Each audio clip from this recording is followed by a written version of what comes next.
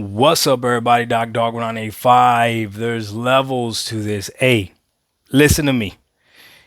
Listen to me. All you console gamers out there, I need you. You can continue fighting your the console war. Keep doing what you're doing back and forth. But when it comes to this, I need you. I need you to listen to me. It's gonna benefit gaming in the long run. Period. Okay.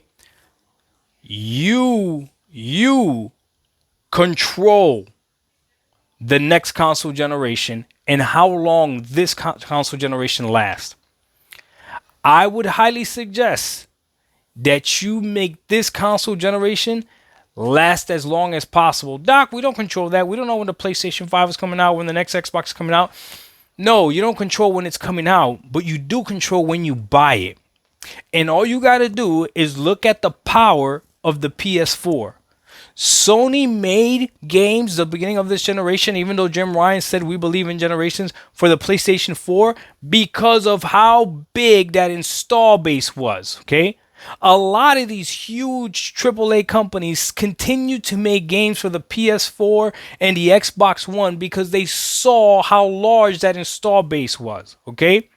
Which means there were still people that were enjoying the same games that you and I were enjoying on their PS4 and on their Xbox One. Okay, we need to make them use these consoles until the wheels fall off, because the next console generations are going to be upwards in PC prices probably, and that's not going to make sense. Now, if you're already on PC like me, when people say there's no such thing as generations on PC, it's very true, because I just finished playing Dead Space 2 and it looked phenomenal. It looked great. Like, the games look just as good as games that are coming out now. I'll put Red Dead Redemption 2 on my PC and it'll mollywop any new game that has just dropped now. So there's no such thing as generations really on PC. The games just have just have dates on them. That's it.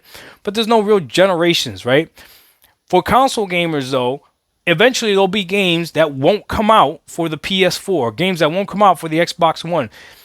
However, if Sony and Xbox see that a large install base is not adapting their new consoles, trust me, they will be forced to continue making games for the PS5 and for the Xbox Series X, and the Xbox Series S, which are still very, very capable consoles. Trust me. Do not let them get away with murder by shoving up new hardware at ridiculous prices and then making you jump over there.